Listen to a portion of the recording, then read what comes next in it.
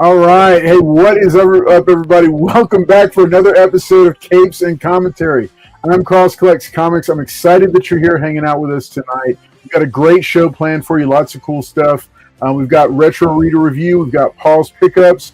Paul's also going to give us his top books that he's looking for. Because remember, Free Comic Book Day is coming up this Saturday at every local comic shop in the country. It's a fantastic time. Almost all of them are doing sales. Plus, big thing we're going to be doing is talking about some of the big summer movies that are going to be hitting the screens next to you. Hey, going to the theater, it's super expensive and it can be a little bit obnoxious sometimes, but it's still super important if we want to see these places stay open. So we're going to talk about all that and more tonight as soon as we come back from this little intro. So check it out, folks. Excited to see you for Capes and Commentary.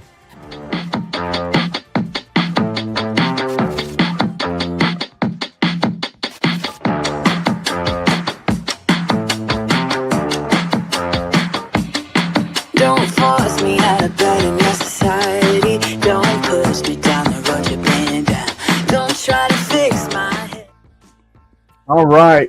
Hey, Free Comic Book Day is coming up. We are going to be sending out some free comic books. Multiple comic shops are being super cool about working with us to get some free comic books to send out to y'all.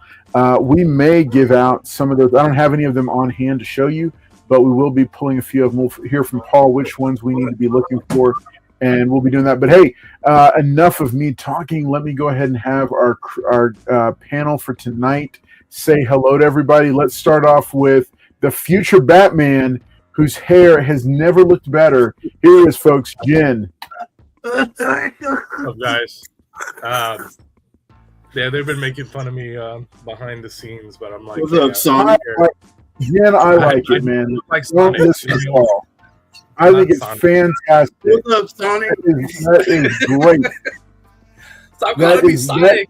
No, you look like Wolverine, man. Listen to Paul, you look like Wolverine. All right, you look like the Mexican Wolverine, but you're not Mexican. I know that. Hey, so here's the thing, guys. We're gonna have a really good episode tonight, and we're gonna have a really good episode tonight, and we're just gonna have fun. Okay, so it's gonna be a fun episode. It's movie based, so it'll be fun.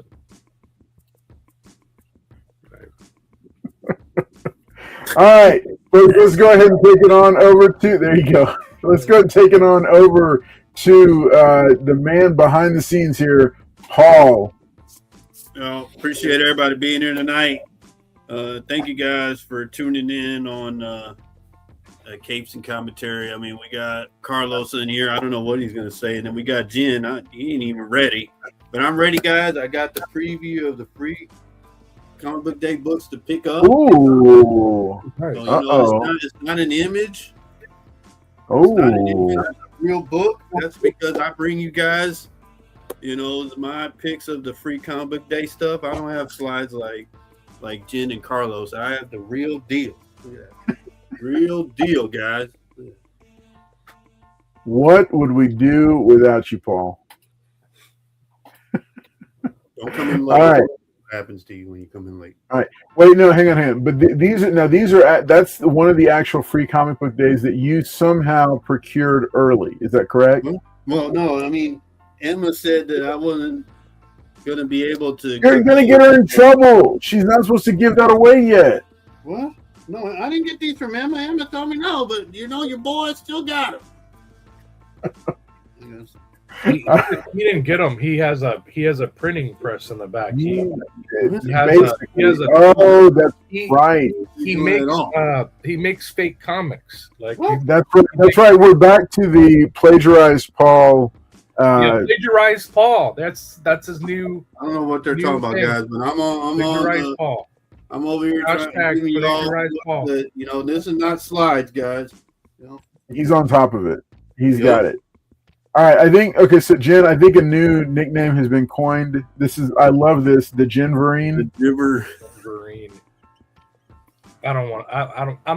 Wolverine's not my favorite. That's perfect. I mean, I know that Wolverado loves Wolverine. Perfectly.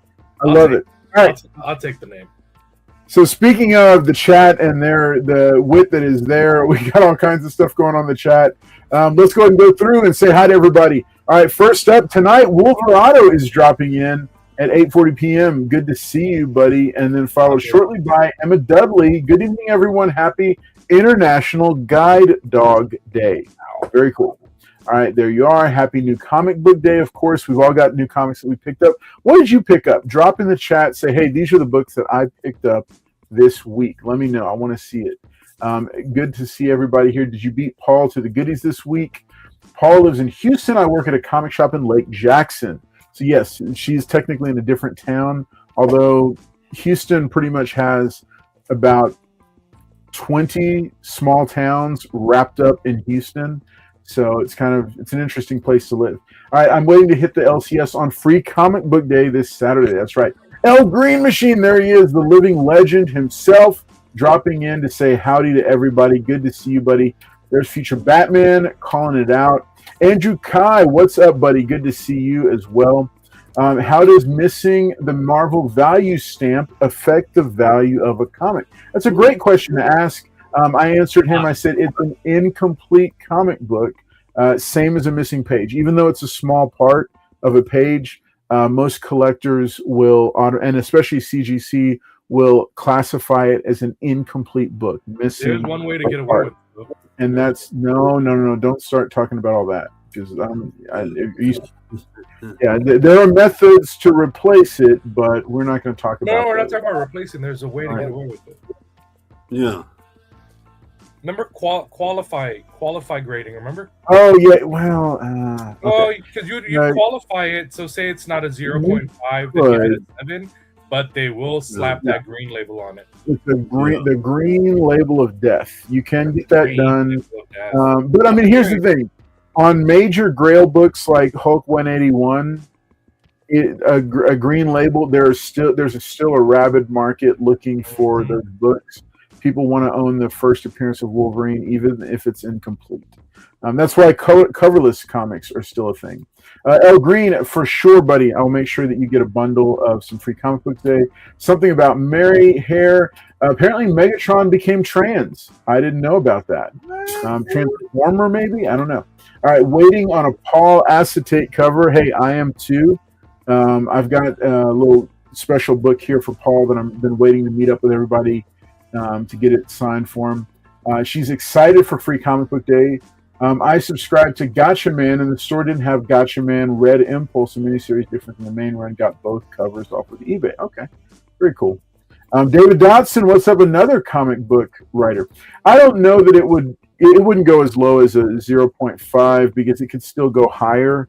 But if you can request that an incomplete book get a blue universal grade, like a blue label CGC on it, but it will be lower than a green label equivalent, which they put green labels on incomplete comic books, just like they put purple labels on restored, and blue label is universal, and then yellow is signature series, meaning it was witnessed.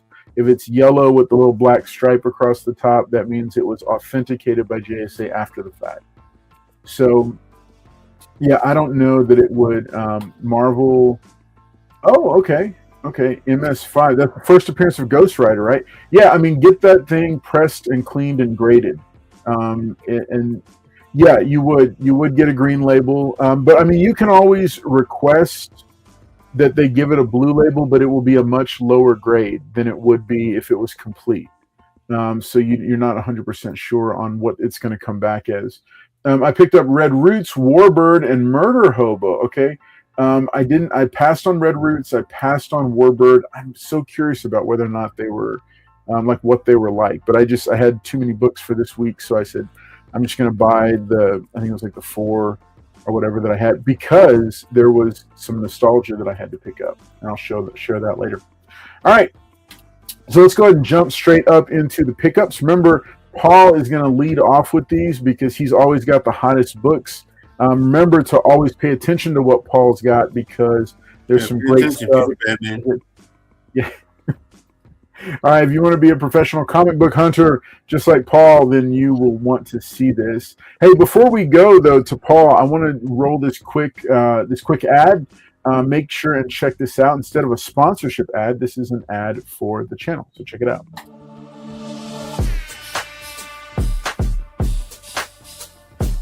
Hey, what's up, everybody? It's Carlos, and I want to tell you about a very important way that you can help support the channel by becoming a channel member here on the Cross Collects Comics channel.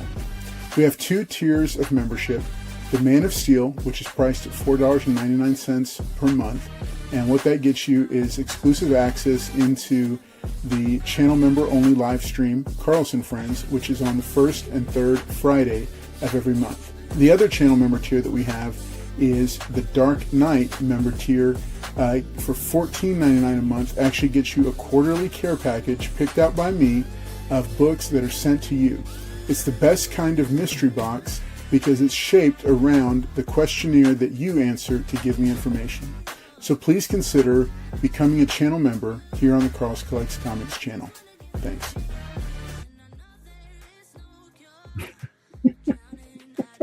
Oh, Mata. Man, I told you in the private chat. You didn't even say It's in the private chat, man. I told you. I gave you a heads up. I said we're coming straight back to you. I didn't know that. All right. New comic book day. First, we're going to start Oddballs Odyssey, the Mickey Mouse cover. I had to pick that one up. I like this cover. I got another one of these Wonder Woman Annual. Absolute Wonder Woman Annual. Black and white. Had to get me another one. Love these. Ooh. Got this one. Generation X23 number 3. Oh, wow. Oh, snaps. So if y'all don't know, that's X23 on there. Is that, wait, who is that? Who did the cover art on that one? It's right here. Ivan. Oh, yeah. Ivan Tala. What is his name? I have no idea. Okay. Yeah, no, I know who you're talking about. All right. Emma talked about this book, so got a couple of these. Oh, yeah. Red Roots. Well, that's not the A cup. I don't know. Oh, wow. So, you know, your boy had to get a couple of these. I just want to thank Carlos and Jen for sleeping. All right, your boy had to get some of these because he loves this artist. He got EOM. You know, Emma said I wasn't going to get these guys, but look at that. Your boy got them. And I got this one, the Adam Hughes. Oh. This is the Adam Hughes cover. But that's a nice one. That one's okay. You know, that one's okay because this one just knocks it out of the park. The foil. Is that the foil? Oh, nice. Okay. Foil goodness. Very nice. Foily goodness. That. And this one was the. We'll do these first. Before I show these. So I got the Mendoza nude cover. I would show it, but this is a family-friendly show. Yeah, that's why in the bag. And this is the 1 in 10.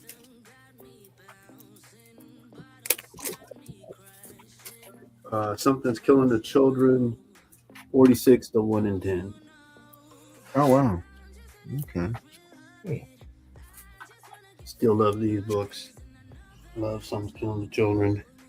Hottest book out. This is a hot book. So your boy had to get. Your boy could only find. Oh. This is a hot book. Oh, what? Dang. What? Oh man, I might need one of those from you. So this is the John Bernthal Marvel television variant. This thing is hot right now. Oh, that thing is red hot. Yep. Not coming back down. I was hoping John Bernthal would be at Convolution. That book is actually worth something. Yeah, it's Man, worth that book is crazy. So your boy Yeah. went back issue bin. So I'm a Nightwing guy. Got this one, the 1 in 25 Spider Woman #1, the Momoko cover. That's 100% true, Gordon Sisk. He left them crying. And this one is the 1 in 25 Sarah Pacelli. Nice. Secret Wars #9 Sarah Pacelli cover. Miles and Spider-Man together. I did not know this was going for crazy money, but there is a Mexican version of this one. But this is Miles Morales #1 from his fourth ongoing or something like that. Yeah. But yeah, that's the animated movie variant. That thing is money. It's like connecting. It connects with 2 more covers, but this is the Miles one. There is a Mexican variant of that. And I love these. The End, Wizard World, Texas, #1, Wolverine, The End. This is the. And does anybody know what Wizard World, Texas become? Yeah, it's a fan. I was asking the chat, but okay, I'm surprised the panel knew. And then I like obscure books. So this is Frank Miller's first work on Daredevil. First drawing of Daredevil, but it is a Whitman. You can tell by this and by the star on the top of Whitman. So always like these. And I got More Than Mortal #3. It is signed by Mark Silvestri. Oh wow! Cover. That was pretty cool. And then the last ones I got Sabretooth #1, signed by Tyler Mane, who was the Sabretooth, or the guy that played Sabretooth in the original X-Men. Got his head cut off in the Deadpool. And this one where he's battling Wolverine.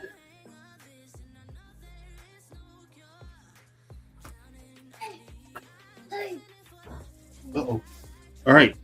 So I'm going to show off the free comic book day books to get, and I only got like one. So this is the Mark Spears Monsters free comic book day. Pick that up if you're a Mark Spears guy. And then they have Comics Giveaway Day. Guess that's lunar. So this is Something's Killing the Children, Road to Slaughter. I guess she's going on the road to slaughter. Pick that one up. Your boy got only one copy.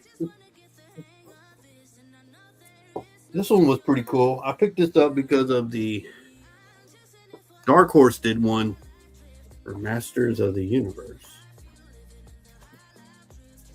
Free comic book day one. Nice Dark Horse. Free comic book day, or what they call it, Comics Giveaway Day. And then they have the Queen in Black for Amazing Spider-Man #1. Mm-hmm. So this is lead into the Queen in Black. With Hella as Queen in Black. So y'all know that's Mary Jane, I think, right? As Venom. And there's Spider-Man. I have no idea who the person is. Yeah. Let's see what else. And then they have a Avengers Armageddon featuring the X-Men. So I'm thinking this is probably going to be something to do with the Avengers and the MCU versus the X-Men. Up, but you got them in here. Damn, this one sneeze all over. Mm-hmm. Oh, all right. Got these right here. Spidey, Amazing Friends. This is where Venom versus Jeff. So nice little read right there. Comics giveaway day. X-Men kill the Avengers.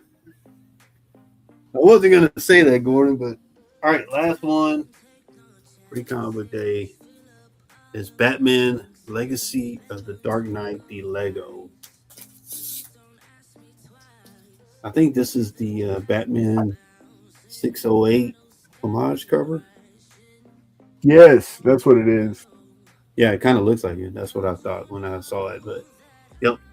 And then it's got the available date, but this is the preview. So it's pretty cool in there. It's like he builds Lego stuff and other Legos. So yep, that's all I have. But thank you guys. Thank you. Nice. All right, man. He's always got the best books, folks. Very cool stuff. Yeah, right, I'll go support the local comic shop and grab some free comic book day books, and then meet and greet with Emma. What time's the meet and greet, Emma? Emma Dudley is having a meet and greet at the Lake Jackson store. Yeah, so line up at 6 o'clock, 0600, guys, because that line gonna be long. 6 at 6. The line is starting at 6 a.m. and looking forward to Emma Dudley holding it down there. All right, Jen, do you want to show what you got, your pickups for the week, or do you want? I'll make it quick. Okay. So I, we just moved like at the end of November last year.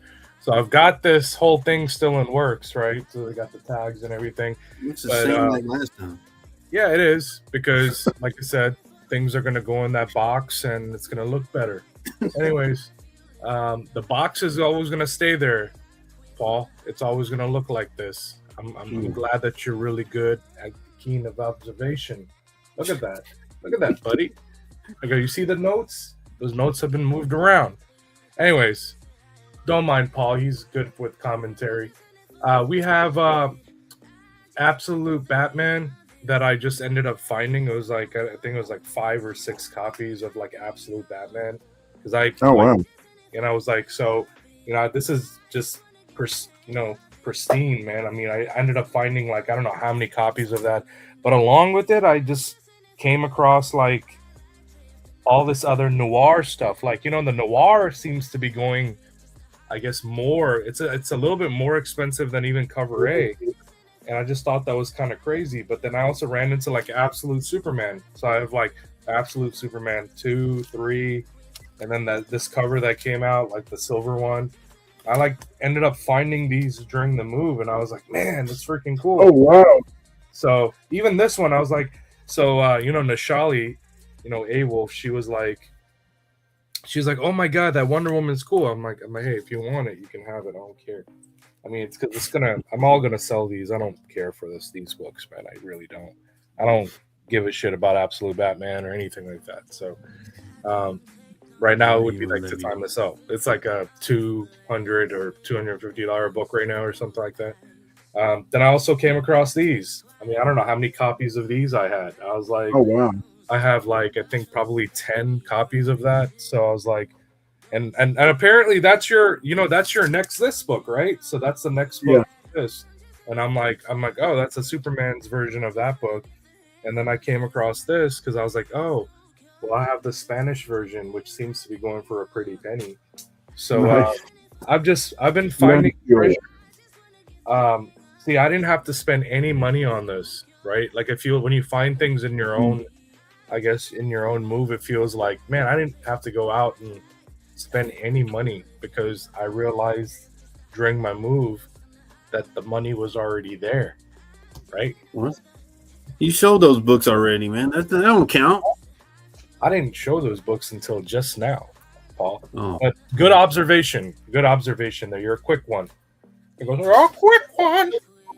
Anyways, so I ended up getting those books, and I was gonna tell Paul about it, but that's pretty much it. I don't think I really have anything else to really show off. I did go to the local comic book shop, like the way Paul does every week, but I don't go every week because I live on the other side of the world now. Because you're banned. And like a lot of these guys that follow us, right? So Secret Love, remember this? Secret Wars. Yeah. So remember, Print 2 is the one that's like the most, I guess, the most. That's a David Nakayama book. Yes, it is a David Nakayama book. And then, of course, I got, I finally got to pick this one up. I think Paul might have shown this last week. I don't know if he did or not, but I got the connecting cover. So I ended up. You showed that last week. No, I didn't. I wasn't on last week. Remember, I come on every 2 weeks. So, but this came out last week, and I finally got to pick it up because I was like, oh man, I want to pick this up. And then I finally got this one right here, Spider Carnage. I ended up picking these two up. So this is your Target cover by Mark Bagley, who may show up at one point sometime in the future down here, and hopefully we can get him to sign it. And then of course, this one right here. There was also another book that came out. I just can't find it. I'm not going to go into it, but apparently Boomerang becomes like Web of Venom. That new they introduced a new symbiote. When I was like reading it, I was like, man, this is actually pretty good. They introduced this character called Comeback. Well, it makes sense, Boomerang, right? Boomerang comes back, right? So they named this character Comeback, and the symbiote's name is Passenger, and Passenger bonds with Boomerang, who is a delisted like supervillain. If you read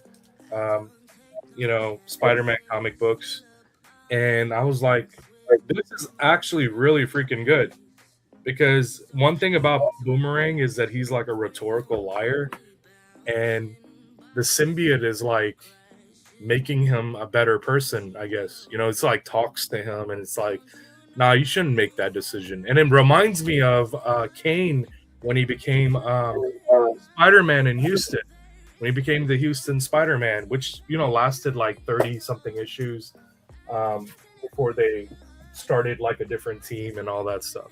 Anyway, that's just some of the update on what's going on. If we have an episode where it's like, what's going on in comic books, I'll tell you, because I actually read a lot of the stuff that goes on, and if it's garbage, I just don't touch it. So, anyways, that's awesome. All right, let's go and bring it back over here. All right, so I do have a couple pickups to show off, and also some announcements to make, just so everybody knows kind of where we stand on some of the different programming and stuff like that. Do the retro reader review after that. In just a moment, but yeah, let me show off some of the books that I've snagged. I'll start with this week's last. So I am, y'all know that I think I've talked enough about it to say that there are enough, that I'm a big fan of like the Dark Horse movie properties, like Dark Horse Terminator, Dark Horse Predator. Not as much Dark Horse Aliens, and then Dark Horse Star Wars, of course, and Dark Horse like Indiana Jones, and all because they had all the licenses at one point. So Marvel had taken over the license for all the 20th Century Fox titles, which is like Planet of the Apes, Predator, Aliens, and after a couple of different starts in different directions with it. They came out with, I think this was a couple months ago now, they came out with a new series, a new Predator series called Predator Bloodshed.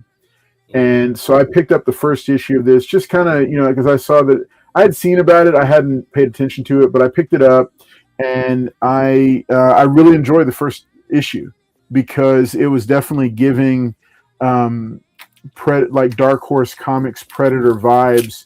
the same way that Dynamite's been doing with the Terminator franchise, which they had taken over.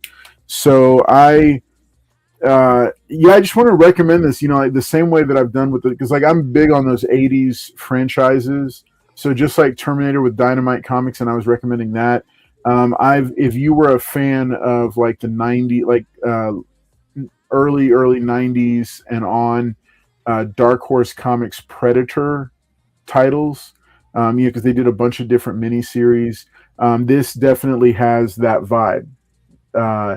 Predator Bloodshed tells a story of a Mortal Kombat style fight for rich. It's kind of like a mashup of Squid Game and Mortal Kombat. This tournament that's going on, and a fighter who goes back into the ring, and then a predator shows up, and there's a cast of characters and a lot of different stuff going on. So I enjoyed it because it definitely had that vibe, that feel of some of the Dark Horse Predator titles. So I've got issue number 1. I also tonight snagged issue number 2, which had come out last month, and then this month snagged Predator Predator Bloodshed issue number 3, and it's a 4-part miniseries. So I was happy reading this. I was really excited reading it and checking it out. So that's definitely a recommend. Again, if that's your vibe. If it's not your vibe, obviously don't pick it up. But I just thought it was a really cool kind of throwback feel. Robert Kirkman and David Finch are wrapping up Skinbreaker. This is issue number 8, which I believe is the final one for this title. And then Viking Moon, the Viking versus Werewolf comic book by Joe Pruitt with art by Marcelo Frusin, is in issue number 3 now. All out war between the Vikings and the werewolves. Again, I just love the mashup thing. This one, I had gotten these in a while back. I stupidly never picked up Django and Zorro, so now it's going to be way too expensive, because they've announced that Quentin Tarantino has given his blessing for Django to be included in a movie version of that comic book. So, of course, the comic book is going to be impossible to find now. But instead, I've got my Lone Ranger, The Death of Zorro miniseries with the Alex Ross Virgin variant for number 1. I showed that off, I think, already, but it's on my reading list now to be able to finally read. I'm trying to do a lot more reading of comic books because I have so many stuck up that I haven't read. New Titans number 33 introduces a new Teen Titans team. This is probably one of the most interesting, funny, but cool ways to introduce a new version of a team. I loved it. I thought it was great. It was very it was just really cool how they pieced it together. So I'm on board for it. I'm going to pick up the next issue. I kind of picked it up as a lark because the cover artist, I like his work and I've been watching what he's doing. But yeah, after reading the issue and kind of getting a vibe for what they're doing, I said, man, this is kind of cool. So I'm going to be picking this up. It does debut a new team for the Teen Titans. Now, I don't know how much longer that's going to go. I don't know what it's going to do, but I really like the way they set it up and framed it. So I'm really excited about it. I'm looking forward to seeing what they might do. Of course, Batman, I call it the forgotten title because nobody seems to be paying attention to it. It's by Matt Fraction. This thing is rocking and rolling. You're missing out on some great Batman stories if you're not picking these up. So this is kind of because there's multiple Batman titles going on right now. And Absolute Batman is overshadowing everything, as it should be, because it's phenomenal. But don't forget about this, because there's some really good stuff, some good storytelling in there. I agree. I 100% agree. Yeah. I mean, because everybody's sorry. And then even remember the kind of the stop and start. Okay, so here's the covers that I ended up picking up for that, like the one that you're showing. But wait, for Batman 8. Yeah, so here's not. Let me show this last book, and then I'm gonna jump back into the view, and you can and we can go from there. Okay, so this last one I wanted to shout out. So this book's made some waves. New History of the DC Universe, the Dakota Incident, #1. This is the second print because, of course, the first print has sold out. This is, by all accounts, now I don't know a lot about, like I had to talk to one of the people at the local comic shop to kind of get up to speed. So this is one way to fold the Milestone characters, the Milestone universe characters into the proper DC universe. And so I thought it was pretty cool. It's got some kind of social commentary mixed into it. But I think it's a neat setup because it's definitely got some kind of Spider-Man Brand New Day vibes going on to it, with not everybody remembering what's going on, at least as what I took away from it. Again, I'm not as familiar with it, so my understanding of it is rudimentary. I just wanted to pick it up and read it because I'd heard people talking about it. But I thought it was well written. I thought the art was solid, especially jumping between time periods. And I think, if you're a fan of the Milestone characters, this is an absolute must pick up.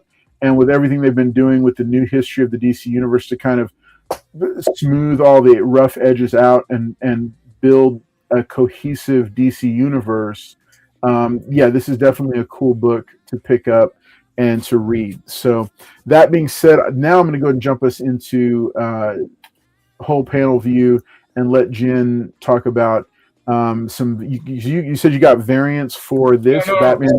He showed that last week. So the thing is that, like, when he's talking, okay, so this, I highly recommend.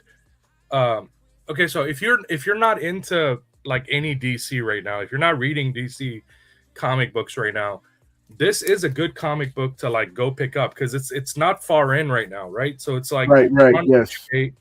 And so what caught my interest was there is a doctor in here, okay? There's a doctor that is introduced in here. Her name is Dr. Zeller. And what she does is she's like Bruce Wayne's like really good friends, but she also has like a relationship with like Batman. And she's known to like fix the mindset of villains and turning them into better people. And if you followed the Joker and the 3 Joker arc run where he bankrupts Batman and then it goes into future state and all that stuff. If you read that stuff, this kind of it kind of brings up, it foreshadows of what was eventually going to happen once Joker was going to get killed off. So the end of book 7, which is like this book right here. This is the cover that I picked up. It's the symbol variant. It's a reintroduction of the Joker. Okay, so they showed that last week. They reintroduced the Joker. Okay, and in this book, he's actually undergoing treatment in this little chamber. They put like this chamber, and he has like this little mask on, and he's underwater, and they're like, I guess they're recoding his brain to be a good guy. And I was like, what? And then and so here's what Batman goes. Batman's like, is that who I think it is? And then Zeller's like, yeah, it's the Joker. Like, we're just gonna make him, we're gonna reprogram him and blah blah blah. She's all optimistic, and you're like thinking, if you're a huge fan, you're like, this is like Harley Quinn shit all over again. Like, does she not know what happened to Harley Quinn? Like, she tried to think she could fix the Joker, right? So he's in this chamber. I kept thinking, I was about to say hyperbolic time chamber because of Dragon Ball, but no, it's like this little water. It's like a hydro chamber, and they're fixing his brain to be, not the Joker. And right now she's like, well, we're seeing results, and we think, and Batman's like, I'm just gonna be real with you. Batman's gonna play you. Like, you need to stop. And she's like, no, I can do this. I can there you go, electroshock, but it's in water. Okay, so like he's in this chamber, and they're doing all these things to him, and you can never fix the Joker. So that was one thing that they're doing. So they put him in this basically in this tube. So this is the other cover. This is the issue before that. It's issue 6. The issue that Carlos had, that's the tech cover. Yeah. So I went after all the Back Gadget covers. I thought the Back Gadget covers were amazing. Yeah, you showed that last week. I wasn't on last week, Paul. So the thing is that, and the same thing with here. This is a first appearance of Lady Deathman, which is that's an assassin in this book. Again, look how amazing these covers are. So this is the first appearance of Minotaur, right? Or Minotaur. Yeah, that's a cool character. Yeah, real cool character. So, anyways, she's been working on different villains, and she's Dr. Zeller, I think she shows up. I think her name is Anak Zeller or something. I don't know if she's Egyptian or whatever, but she's this character that has had success with people like the Riddler and all these other characters, like even like the Mad Hatter or whatever. So they go over like okay, look, if I can like go into the minds of these other characters and I can make them good, why can't I make him good, right? And Batman's like, no, man. I mean, because death in the family, he's gone through so much trauma with the Joker, and the is so good, man, and I think it's gonna lead into another event. If I were you guys, if you haven't been reading it, I would go pick it up. Pick up the trade, and they're not that expensive. Like, you can go online and you can buy it for like $3-4, because when this book gets hot, like it's say that like Absolute Batman gets out of here, right? Like we're gonna end it at issue 100, and then the price starts going down. Everybody's gonna go grab the Absolute Batman that was once hot for like $50, right? I would say to go grab this before it becomes the next Absolute Batman, or it becomes the next big thing, because at one point I wasn't going to grab it. Like, right, I picked up issue 2 and 3 and I was like, I don't know how I feel about this book. But when I read it all the way up to like issue 5, which is why I say, hey guys, try to read it up to like issue 5, or because sometimes 3 can be misleading, right? Because it depends on the writer how slow he writes, right? Or how much character development he's putting into the book. There's so much character development that's being put into that book, and I don't really talk that much about Batman, but right now I am. So if I'm saying, hey, this is actually turning into something good, go read it, go pick it up. And that's just my take. I mean, I didn't know Carlos was going to bring up that book, but he got me all. No, yeah, I mean, yeah, I've been talking about it. I think especially since like, I think, what was it, like issues? It was either issue 5 or 6 when I was like, oh, okay. I was like, they're really, like, he's really building something here, right? And it's just, to me, I think the frustrating part for me as a fan is that, like, and I get it, like Jim Lee's got a lot going on, and he's posted about like kind of the schedule on the Hush 2. So you've got the Hush 2 run still going. Right, the previous Batman volume. Then you had Absolute Batman launch, but right sandwiched between the two of those big mega events, you launched this new volume of Batman, while the old volume of Batman is still going, with this new version of Batman starting up at the same time. And then you've still got Detective Comics, and you've got all the random, because there's always like at least a couple of random Batman miniseries going at any given time.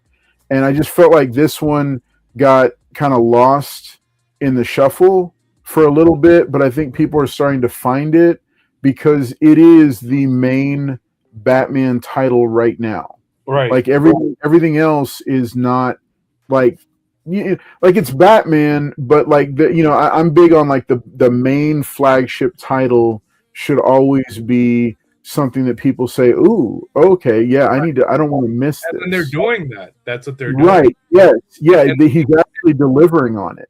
They also give him the gray and blue suit. When is he gonna ever get a gray and blue suit?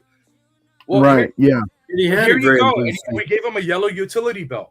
We the gray, the black, and all that, and we made him more Batman the Animated Series but in gray and blue and yellow, And I'm like, okay. I mean, I'm reading it and I'm like, this is really good. Like it's gonna get better. Like hopefully it gets better. Yeah. I think it's gonna get better. Like Fraction is a really detailed writer. Right. And you can kind of see him setting up the pieces. Mm-hmm. And so and even like starting to execute. My big thing, the big thing I don't know, because I haven't looked this up. I want to find out like how long is his scheduled run for this title, because we're on issue number 8, and a lot of times these guys will only be on for like maybe 24 issues max, but like that's the extent of their contract. And so my thought is, man, I really hope it's the 20, like it's at least 24. Shoot, I hope it's. But I'm scared that it's only like that he only signed on for like 12 issues. Right. Because like if you look at the history of like these like strong writers, they'll sign on for just a period of time and they run their course, and then they and then I don't know what happens to the title at that point, because you've still got like drop it, right? So. Yeah. Well, and then Jim Lee's over here talking about Hush 3, and I'm like, man, I gotta love Jim. Like I love Jim Lee. He's my favorite artist. But I'm also like, okay, look, I've read all the Hush that I think that I need for a lifetime. 3 because they had Heart of Hush. No. They I just read in one of the because he made a post about like how Hush 2 is still dragging on, and then they mentioned Hush 3, that there's already some kind of framework for Hush 3, and I'm like, man, look, but like I said, like you said, there was Heart of Hush, and then they had another Hush thing, and like I've seen enough of the guy. Like I've seen enough of the character. They also have a character named Shush, which is like a female Hush. No, I'm not. That's the thing. It's so ridiculous. It's so ridiculous that it's like, okay, put him on ice for a few years, right? Like what they did. Like give us every 5 years, maybe. Bring him out for a Hush return. Don't keep bringing him up in these different things. Like he's not the Joker. He's not the Riddler. He's not Two-Face. Like where is Two-Face right now? Anyway, I'm like, I think that was. I don't know. So I think that's what that Batman is leading into, is that I think they're doing the. Yeah, I know. I read that and I started laughing. Yeah, right. Yeah. Yeah. So. I think that's what the main title is doing, is that she's going after all these Arkham Asylum patients, and she's trying to program them. And I think with the Joker, it's going to backfire, because you see it, you already see it. And of course, it's going to backfire. Yeah. Like, when you saw, you're excited, right? Because you're like, oh man, I wonder which issue. No, because that's the thing that I remember, like I don't know however long it was ago when that happened. I highlighted it on the show. I said, look, if you're not picking up this title, because it was at least 2 issues ago. I think it was issue 5 or 6. I was like, yeah. I was like, if you're a Batman person and you're not reading this title, don't miss it, because they're doing something special here. And I mean, look, I get it. Absolute Batman is on the front of everybody's mind, but I'm like, don't miss the actual mainstream Batman, because there's stuff going on, and I think it's, I don't know. I mean, I hope what they do with it, they carry for a long time. I hope, because usually, man, it would be so good. Yeah. Because when they did that with the Tom King run, and then they led it all the way up to the wedding, and I'm like, oh man, this is gonna be awesome. And they're like, she left him at the altar, and I'm like, what? I'm like, I dropped that book, man. I was like, oh no, I'm done. Like I was so mad. And then I think issue like 85 or 75, somewhere around that run, they did the whole thing with killing off Alfred and all that. Oh god, yeah. I'm mad about that, but just the way Catwoman, because Batman finds out a lot later than people, and it's when he finds out, you see how he's heartbroken, he's depressed, and he's like, I don't believe in God anymore. I don't believe in all these things. Yeah. And then Catwoman is like, I'm sorry. Like, I left you at the altar. I did all these things. I didn't want you to not be Batman anymore. And he's like, the whole reason I'm Batman is because of you. If I wasn't Batman, I would have never met you. I would have never met the thief. I would have never met, the person that you are. I wouldn't have this relationship with you. They go into this deep, like, storytelling, and he tells her, he's like, man, I fucking love you, right? And when I started reading that, I was like, oh, fuck, Tom King is back, right?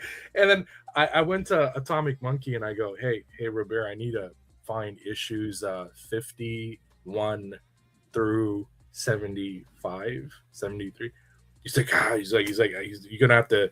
I'll help you look around for him, blah blah blah. And I started going back, and I got the whole run now, man. I have the whole run, and but what they do to Bane, the way she challenges him, she goes, hey, look, he's a man of pride, and if you tell him to strip down just to his to your level, man against man, he will, and then we'll take him down. And I was like, holy shit. And then they they defeat Bane, and the City of Bane is the arc, if you guys ever get a chance to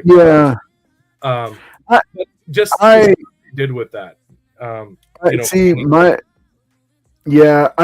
don't know, man. I like, okay, you like when you start talking about some of these storylines that I've abandoned or not paid attention to, it always makes me want to go back and revisit them. So see, like, look, with the whole wedding thing, I kind of just like started losing interest, and the death of Alfred, I was like, okay, whatever. I was done with it for a while. So I never came back to it until sporadically when Tinian was on it for a little bit. And then, because he did, I think, the Joker War after that. He did more than that. He said, like, he did a lot. Fail safe space. Yeah, fail safe. And he introduced Clown Hunter and Ghost Killer. Right. I love the design for Ghost Killer, and then Clown Hunter. I was actually thinking, maybe are they setting up a new Robin? And I remember I asked Tinian at Fan Expo Dallas that year. I said, were you trying to set up a new Robin? He said, well, you never know what's going to happen. Because like we were just talking about, when a writer who's got a really solid run leaves the title, they have no control over what happens. Mm-hmm. And so the next writer that comes in very seldom uses the same characters. They will come in with their own take. They'll want to create their own characters, because royalties, let's just be real. They want to, they want to use their own people or their own characters, tell their own story. And that's part of what the editors are looking for, is something different. They don't want it to just be continuing on what the previous writer did. And so I'm hopeful for this volume of Batman. I'm kind of sad. I'm kind of tired of the constant rebooting and the constant issue number one, mm-hmm. because I think that the way it used to run, I mean, you just had the consistent numbering, and you didn't have to worry about volumes. It was just like, okay, like just buried with it. Like, think about Batman Year One. It was just buried in the regular run. It was just 4 issues in the middle. Daredevil Born Again, it was just buried right in the middle of it. I mean, all these iconic storyline, Days of Future Past. I mean, everywhere. The Dark Phoenix saga, like all of these major storylines, or they didn't do a miniseries for it. They didn't do a crossover event. It was just in the flagship title, telling the stories. Right. And I think that's something that we've gotten away from, that's hurting comic books. I mean, because I love having Absolute Batman, but because I think it's great to bring in new readers, and it really is a great story, and it's a fun reimagining. But the bottom line is, if the publishers can't keep the main flagships interesting and going, then we got big problems. But I mean, suffice it to say, like what I was pointing out, like Batman number 8, fantastic. New Titans 33, introducing a new team. Really cool storyline. The Viking Moonskin, but yeah, and then even Predator. Are you reading this right now? Are you reading this? The new Which one? No, man. Oh, dude, it's good. It's actually I know. It is so damn good. Like it's okay. So again, like I don't want to go on another thing with this. But pick it up. Let me throw this in there. I'm gonna let you go, and I'm gonna let you go into it. I'm just gonna say, like most collectors today, the one battle that I face is the battle of the budget. Which comic books, shout out to Barbarian Kung Fu. He's doing a claim sale on Instagram. If you're not following him on Instagram, go check him out. He does a claim sale every Wednesday night. It's not a live video or anything. He just posts the books, which I love. That's my favorite way to buy books, because I can't spend 3 hours watching a broadcast. I can barely do the broadcasts we do here to sell books. But I see new books, brand new books that I paid cover price for $4 and $5 a piece, and he's got them listed at $2 a piece, and they're in near mint condition. And so I think that's a problem that the publishers are going to have to get together with the distributors about and fix. The price of these comic books. This is a second print of New History of the DC Universe, and yes, it's a thicker book. It's $5.99. $5.99. $6 for the second print. So I'm just saying that, like, the pricing is a problem, and we're going to have to fix. I mean, the industry's going to have to fix it somehow. Okay, Jen, let me hear about Superman, man, because now you're growing my pull list right now. Okay, that's what you're doing. So I'm gonna try to make this quick. Okay, so this is issue Superman 36 came out about a month ago. It's called Primetime Part 1. Okay, why is it called Primetime Part 1? It's called Primetime Part 1 because it's Superman Prime, aka Superboy Prime from Infinite Crisis, who lived in the sun for a few years, and they put him around the Green Lantern imprisonment to try to keep him in a red. Oh yeah. So they were like, oh yeah, he's a total douche, and we're not going to keep him. You can't kill him because he's kind of like, he's too powerful. So what happens is Superman is gone. We don't know where he's gone. He's like disappeared off the face of this earth because of the events of KO. The events of KO has led to, where is Superman? Where has he gone? So who's gonna protect Metropolis? What's going on in Metropolis? Well, Superboy Prime shows up. He shows up all dressed up like Superboy Prime, and he's like, so he's trying to make amends with everyone. He shows up and he's like, hey, I'm not Superman, but I want to be that guy. Like, I want to be the person that the people can look up at and be like, hey, that is Superman. Like, that is another version of Superman. Like, we can trust him. And Lois Lane is like his mentor. She's much older than him, so he treats her like a sister. So she's like, look, the public is not going to trust you, like, at all. And I'm a publicist. I'm a journalist. I deal with the media. Like, I know how they think. I know how they are. You're going to have to really bust your butt, like, proving to them that, that you're different, that you've overcome, these adversities. And then, so it's a redemption arc for him. So I picked up this cover. It's it's the symbol cover. Came out around the same time as the other Batman cover because it did like symbol covers. So what he does is he wears his iconic suit. He changes it up a little bit.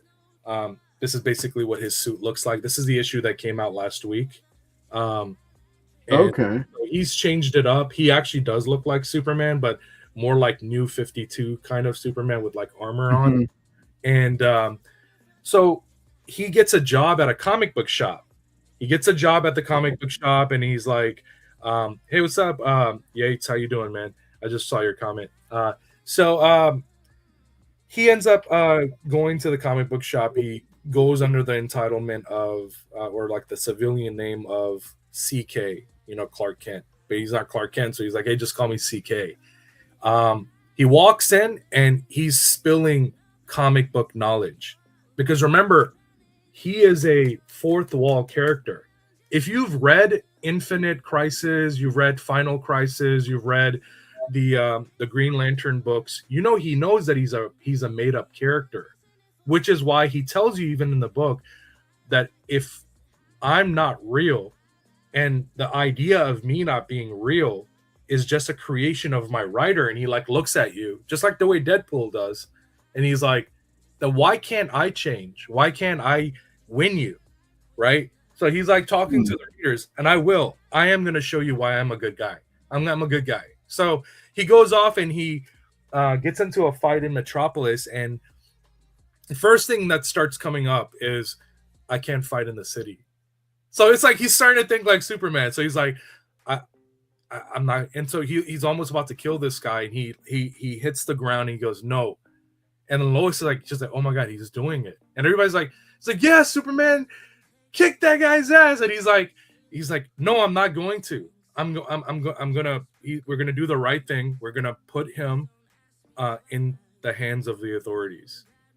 We're gonna do the right thing here. And he's like Homelander, right? He has that Homelander moment where everyone's cheering for him, and he starts blushing, and he's like, oh my God, like they love me, like what the heck, like. And so all this stuff starts happening, and Lois Lane is a really good influence. He ends up working at a comic book shop. He's going under the name of CK. And then what's his name? Alistair Black, I think. I'm trying to remember his name. He's the one from the he's the guy that knows magic. What's his name? He was from the Superman versus the Elite. He is oh yeah. Okay. Here at the end of the book, and he ends up breaking the fourth wall. Both of them do, because in the beginning of the book, he's talking to the audience, and at the end of the book, Manchester Black, there you go.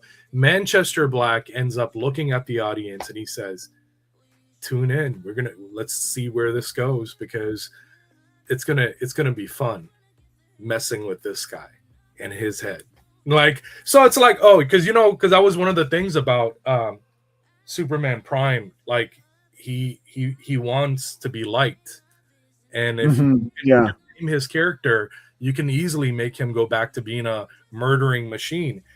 So in here he refrains, he stops himself from killing the bad guy or whatever.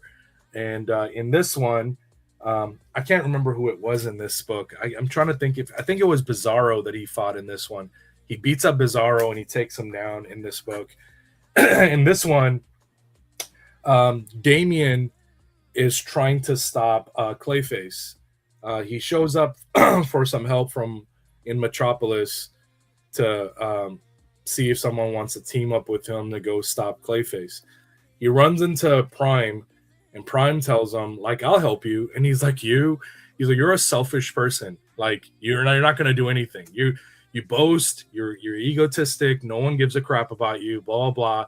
You're a bad guy. I don't need your help. You know how the way Damian is, he insults. Yeah. He doesn't want anything to do with you. And Prime goes, and I'm going to show you. And Prime goes there. He stops the bomb from destroying the hospital, destroying the city block and stuff. And he takes it up. He destroys it. He even saves Damian in the process. He gets hurt a little bit. Like, I'm talking about Prime. Like, his armor and everything. So you see him he struggles with all these things because he's trying to save people in the process. He's also looking at his surroundings, and he's like, I have to save this old lady. I have to do this. I have to do that. How does Clark do it? Like, how does Superman do it?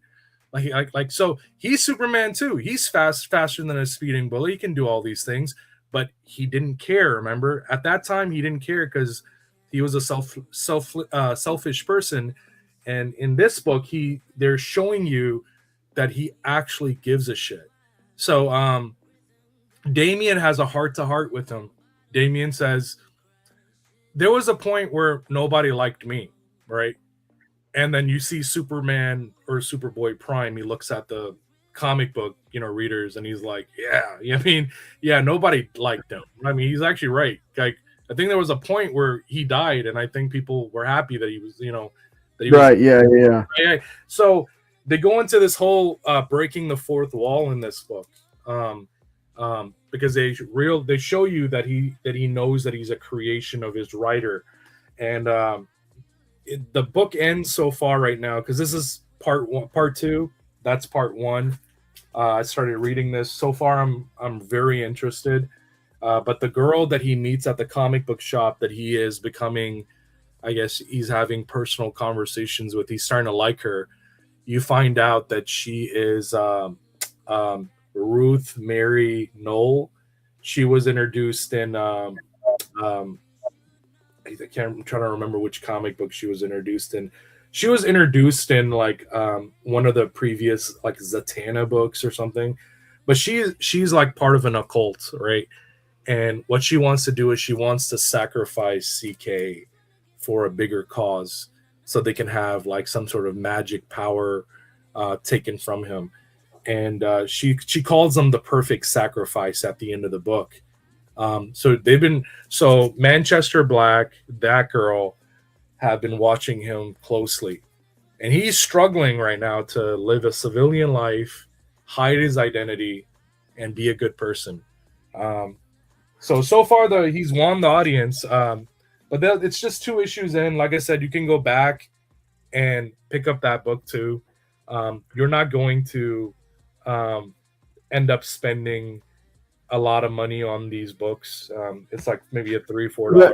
That's the main flagship Superman title, right? Right now. And the thing is that I only picked it up because, like I said, I wasn't picking up Superman. I only picked it up because Superboy Prime is like one of my favorite like anti-villain / heroes. I really like his design. I like the way they drew him and everything. He's just a cool looking character.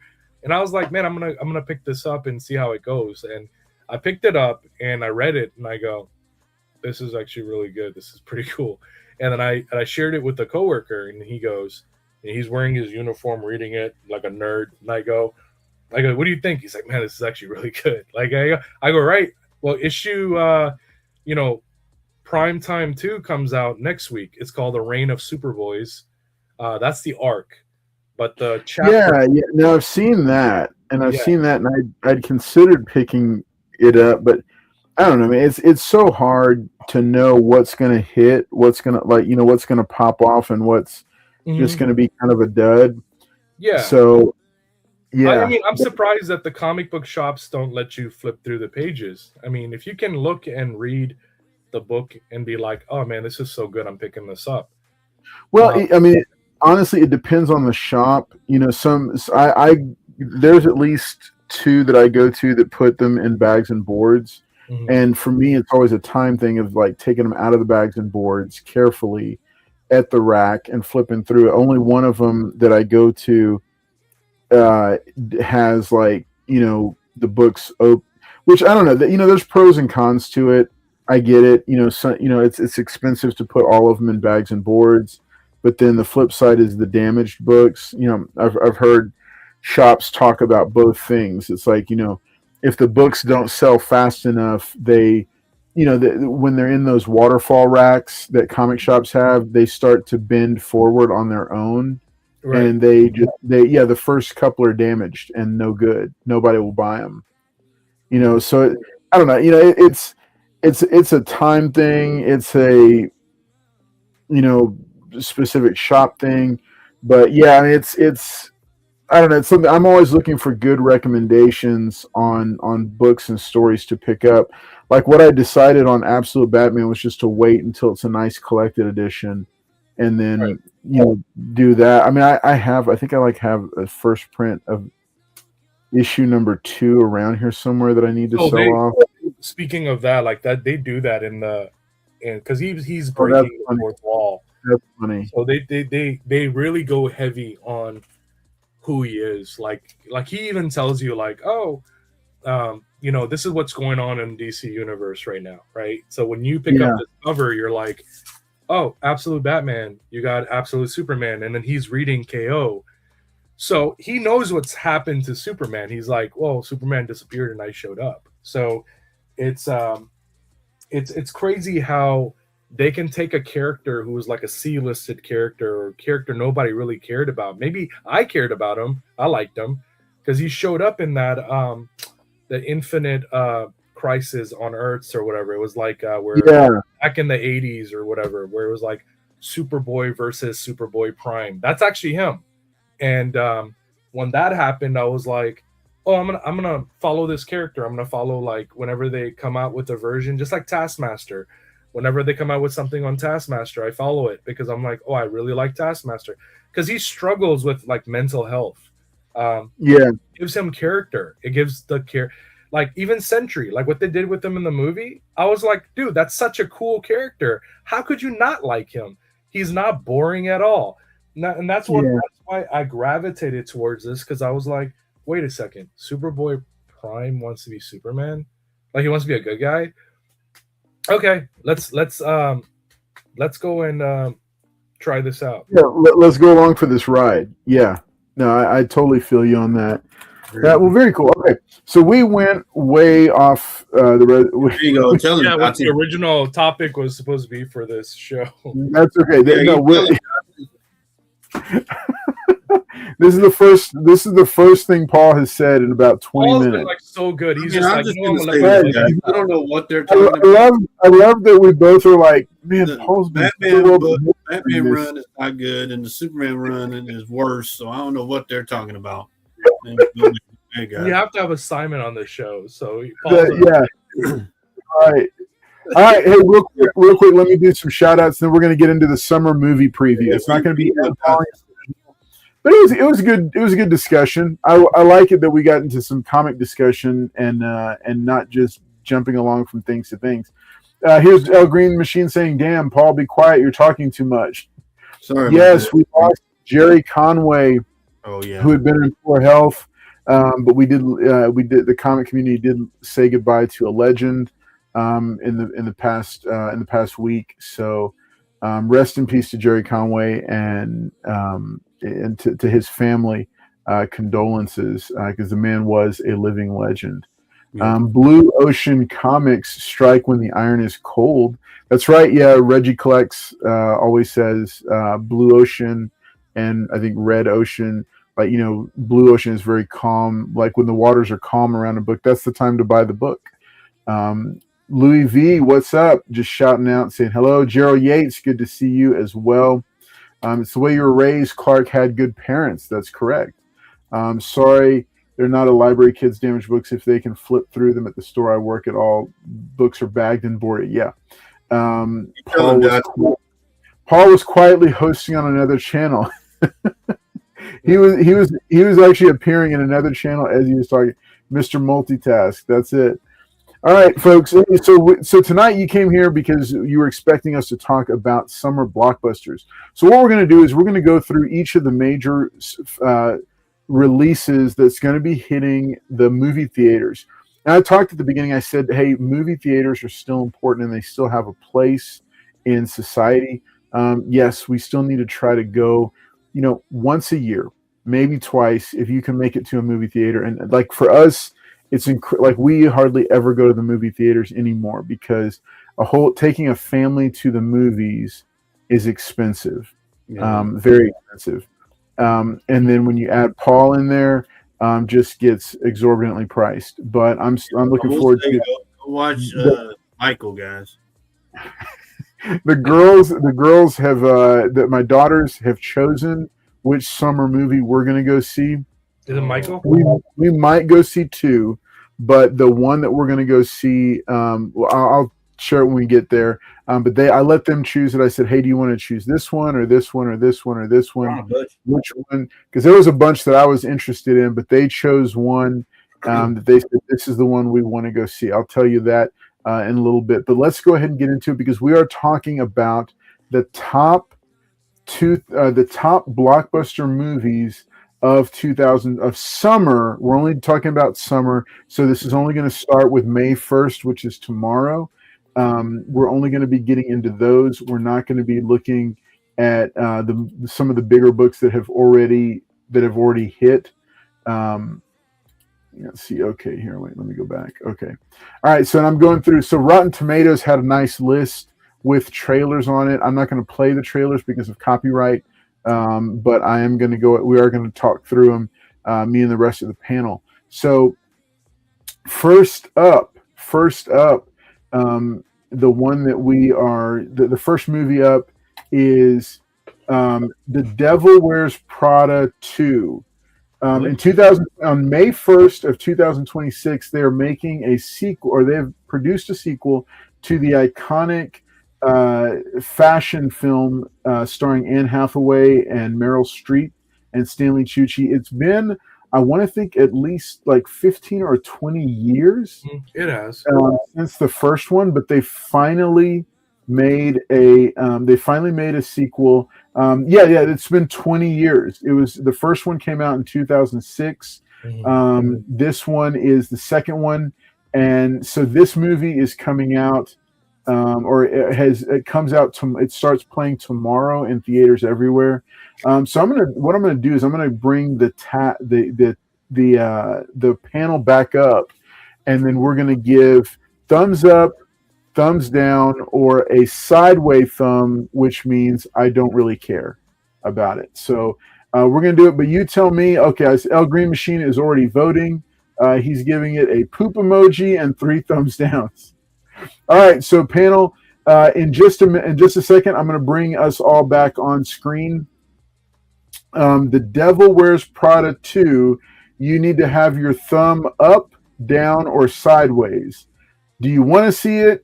Do you not want to see it, or do you not care what happens with it? I'm going to bring you back in 3, 2, 1. Here we go. Oh, man. Okay, we got 2 don't cares and 1 thumbs down. All right, y'all talking about... I like the first movie. Devil Wears Prada. All right. I thought the first one was all right. Yeah, I mean, I don't even remember the first one, to be honest with you. Yeah, Paul says no. We passed. This doesn't make sense. I just don't like the CGI, and I don't like the acting's horrible. So yeah, I don't want to. What? No, look, I don't CGI like Batman was saying. I mean, who cares who cares what she wears, and who cares 20 years later? Yeah, the acting was horrible. Like nobody cares about Anne Hathaway's character. All right, so next one, Tony Stank does not like that we are talking about Devil Wears Prada 2, but it's a major release for the summer. Summer starts tomorrow, May 1st. All right, here we go, folks. Next one up, Mortal Kombat 2. So the 2021 reboot for the film Mortal Kombat wasn't a very big hit, but it's getting a sequel. So they're bringing back the whole cast, but they're adding Carl Urban as Johnny Cage into the mix. So what I'm going to do, panel, also, is this a movie that you would want to go see in a theater? Or is it thumbs up, thumbs down, or you don't care? Here we go in 3, 2, 1. Oh, we're all over the place. All right. Okay. I like it. I'd want to see it just because it's Carl Urban and he's pretty much good in everything he does. But I would consider seeing it in the theater, but there's other movies that I'd rather see first. All right, Jen, what, you just don't care? No, he's not Johnny Cage. If they're gonna get someone to play Johnny Cage, it should have been Carlos Powell. It should have been Glenn Powell. It could have been or bring back from WWE. Why are you gonna get a 45, 50-year-old man to play Johnny Cage? If you're gonna do that, why don't you bring back Jean-Claude Van Damme? No. Hey, be careful, man. When you're in your 40s, that's still, you're not old. I mean, the CGI's no good. I mean, I don't even want to watch Street Fighter. I don't even like it. Damn good. All right, so it looks like the chat is not a big fan of Carl. Okay, El Green Machine gives it a thumbs up. He's not is Urban trying to destroy his career? Exactly, because of Urban. All right, he's not doing his own stunts. Yeah, man, go. Just, if y'all gonna do that, just let Carlos play him. Damn, man. Oh god, yeah, no. Okay, all right. Let's go on to the next one. All right, so here's another one. I expect to see. Here's some different. Gonna go watch it. Look at him. He's ready to go watch it. All right, here it is. Next one, The Mandalorian and Grogu. The Mandalorian and Grogu. That's going to be dropping May 22nd, 2026. That's the date that is generally held for. That's the date that's generally held for Star Wars films. So it has been 6 years since we have seen a Star Wars film in a theater. 6 years. We've had like naming part of it is 87 different shows, but it's been 6 years since we've had a movie. Well, all right. What's her name ain't involved in it, right? All right. Kathleen Kennedy. No, she still had her fingerprints on this one. Oh, okay. But Jon Favreau came back to direct this one. So I don't know. All right. So let's do it. Is it thumbs up, thumbs down, or I don't care? Let's do, okay. In 3, 2, 1, we're going to reveal. All right. Ooh, okay. All right. All right. So I would definitely consider seeing that later. All right, Jen, why not? I don't care. I don't care about this movie. Well, I don't care is this. This is I don't care. Yeah, that's what I'm saying. It's not the TV show. Sorry, man, but they're going a different route. You're going better than the TV show. Kathleen Kennedy's in on this. Doesn't matter. Did you not hear him? Disney's going to take Billy's in this, man. You're going to get you guys are going to be on in 2 months. I'm going to go watch talking it. about how this movie could have been better. But no, it's thumbs down. I already know. I'm not spending money on that movie. The movie absolutely could have been better. They scrapped the fourth season of the show. No, listen. They scrapped. Little Yoda's the whole shit on the whole movie. Just watch. Your little. This is all right. This is better than the TV show. I have to do this so I can speak real quick on it. All right. What they did was they took the fourth season, because remember when Disney fired Gina Carano, that threw off the entire Mandoverse from that point forward. That's why it went off a cliff and was terrible, because they didn't believe that she should be able to speak her mind on Twitter. Like they don't all do it anyway, but they decided to target her. They fired her. It pissed off Jon Favreau, and then the whole thing went on a roller coaster ride. Now, what I'll say about the movie, it's absolutely not going to be anywhere near as good as the first 2 seasons of the show. It's a one-off. It's a one-off. It doesn't really have it. However, I loved the first 2 seasons of the show. My kids thought Grogu was cute and fun. Would we go see it? Maybe. I gave it a thumbs up because, yeah, if I could afford it, I'd love to go see it in a theater. Is it the movie my daughters chose? No, it's not. Me and Jen are going to go see it in 3D, guys. Right, Jen? Oh, wait, hang on. All right. Since Andrew is down under, is that technically a thumbs up? No, it's not. Technically, 3 years Return of the Jedi was re-released. That doesn't matter, man. Come on. It's 6 years. 6 years since a new Star Wars film was. She can't act anyway. I just wish the actor would shut up and just act. Sigourney Weaver's in it. I forgot. All right. So next one up. All right, let's go ahead. Yeah, Sigourney Weaver's in it, but I don't know if that's going to be able to save it. All right, I'm covering this only because I'm a fan of clean comedians, and this guy, here he is, The Breadwinner, starring Nate Bargatze, is basically a cleaner version of Mr. Mom for 2026. So let's hear it. Would you do? I can already see their thumb. All right, here we go. Let's reveal in 3, 2, 1. Here we go. I don't care for this. I don't care is this. Okay. All right. We will only from here on out. We will only do nerd movies when we do this. These asshats. I don't care about. Oh my gosh. Yeah, the CGI was horrible. The acting needs work. They're not funny. What are you talking about, man? They're not even funny. Yeah, they're not funny. Oh, I thought it was Paul. Oh, he thought it was Paul. He thought it was you, Paul. What? He thought you were Nate Bargatze. You and Nate Bargatze do bear a little bit of a resemblance. No, we don't. I can act, guys. He is fun. He's really funny. He's a good comedian and he's clean. I like him. All right. So here's the next one. All right, next one up. This one's sure to get some debate going. All right. Masters of the Universe drops on June 5th, 2026. All right. God, man.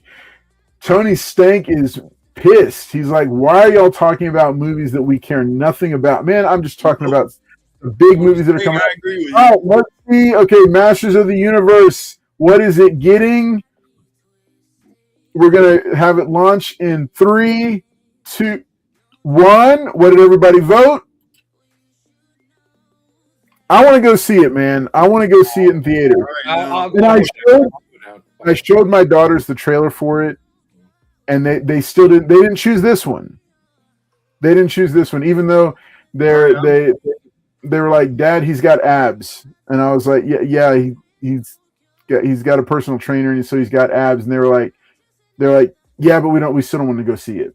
I mean, I'm an 80s guy, guys. I love E-Man. I saw a trailer with the 80s music in the background. Yeah, that looked pretty good. I am going to be really critical about this movie because it is 2026, and I don't know what we're going to see in this. Right. So I will have my Castle Grayskull popcorn, and then me and Jen are going to go see it in 3D. Yes. I'm not. Yes, Jen is excited about it. You ain't got no choice. Jen, we're going to drag you there. We're going to take you out. I'm gonna go up there like I'm Stevie Wonder. Like, what's going on? Like, I'm gonna have the Castle Grayskull popcorn. The Castle Grayskull popcorn bucket. Yep. It's like $8 and lights up. Yep. All right, okay. Next one. Let's go ahead and take a look. All right, panel. Remember, you're going to be prepared. Next film that we're talking about is Scary Movie 6. Oh, Lord. Finally, it's been about, I don't know, it's been like 25 years. Well, why did you just let this die? Scary Movie 2. Yeah, it's been a while. So they are back. Scary Movie is back. Scary Movie 6. Let's see, what did the panel think on this one? All right. Is it thumbs up, thumbs down, or thumbs sideways? I don't care. Here we go in 3, 2, 1. All right. Okay, yeah. So the panel is not a big fan of this one. Yeah. All right, let's take it's just 25 years later, and then there's a reason why they should just let it die. No, it's just cancel culture. They should just do the movie of them burying all the characters. That's what they should do. It's in today's generation, everybody's just offended by everything. It's not going to live up to the 1990s first two movies. It's horrible. All right, next one. Here's the next one. Let's take a look at it. All right, Disclosure Day. This is the new Steven Spielberg film, drops on June 12th, starring Emily Blunt, Josh O'Connor, Colin Firth, Eve Hewson, Coleman Domingo, and Wyatt Russell. All right. It was written by the writer of Jurassic Park, and it's an original idea from Spielberg. We do know it's going to be a science fiction film about a UFO starring an A-list ensemble cast. All right. Panel, let's see. Do you want to see the new Steven Spielberg film? Is it thumbs up, thumbs down, or sideways, which means I don't care? Here we go in 3, 2, 1. Oh, wait, whoops. Sorry. All right, there we go. All right, the panel is divided completely on this one. All right, Paul, why do you say thumbs down? Yeah, I mean, I saw the trailer by accident. I wasn't even trying to look at this thing. But I mean, I was like, That's so original. Ooh, I've seen this kind of thing play out so many times. I don't know. I think like I agree with Jen. Like 2026, they don't have any new ideas. They're just going down to the old bucket. Just stay over there. I mean, I'm not seeing this movie. Let's All right, so let's take a look. Okay, post credit. Oh, ET comes back. Post credit scene. There you go. I mean, show Tony Stark's. Tony Stank's. Comment again. Show that again. Yeah. Oh, post credit scene. ET That's comes exactly back. why I don't give a shit. Like I could care less about ET returning. UFO, like. I mean, there's a reason why he left with the bike. Not a UFO day. All right. Okay. Let's do the next one. All right, because we got to hurry up because we're way past due on this. It's okay. It's all right. You're having fun. Next one. All right. Okay, yeah. None of these movies thus far my daughters have chosen for us to see in the theater. I told them they could choose one movie for us to go see in the theater. None of these have. You ought to do. You ought to be like, if y'all are bad, we're going to go see a movie you don't want to see. They would just go for the popcorn and candy. All right. Toy Story 5. Oh, God. All right. Buzz and Woody and the gang are back. And it sounds like it's a little bit more of a return to form than Lightyear and whatever they were doing in the previous film. But because they're bringing back a Pixar veteran, Andrew Stanton, who did WALL-E and Finding Nemo, arguably two of the best Pixar films. Right. And so and the original voice cast, including Tom Hanks and Tim Allen. So, panel, what do you say? Thumbs up, thumbs down, or I don't care? All right, here we go in 3, 2, 1. All right. Wow. Okay. Wow. All right, we're moving on. All right, next one up. Okay, this is going to be a big one. All right. This is a big one. Here we go.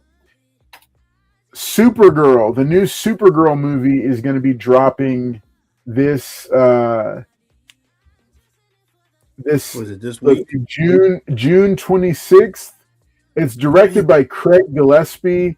It stars House of the Dragons Millie Alcock, and she's going to be playing the title role of Supergirl.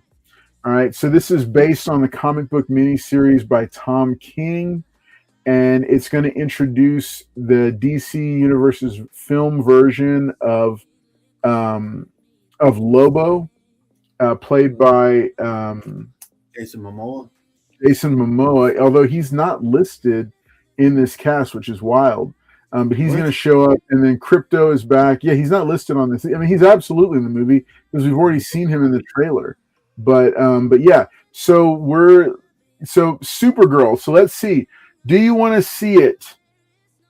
Thumbs up, thumbs down, or sideways for I don't care. Here we go in 3, 2, 1. Jen is of mixed feelings on this one. That don't count. They're positive, but they're. I mean, I don't know. We'll see. I like. I have the to movie hear what you guys think about it, and if you two can persuade me into seeing it, I'll spend money on it. I don't know, man. I'm going. I went to go see Superman, and I called Carlos, and I was like, "Oh my god, it was good." I reached out DC. I want to go to the premiere. Superman, and here's the thing that people need to understand. Superman movies are now, to me, in my mind, like James Bond movies. I appreciate every actor that plays that takes on the role. Each one is different. Each one is a different kind of, they bring a different personality to, they accentuate a different facet of the same character. People try to pit them against each other. I don't do that because I love Christopher Reeve just as much as him. Yes, obviously, I love Christopher Reeve, but I also he didn't have all that stuff, a bodysuit. I also love and appreciate Henry Cavill. Okay. I thought Dean Cain was fantastic.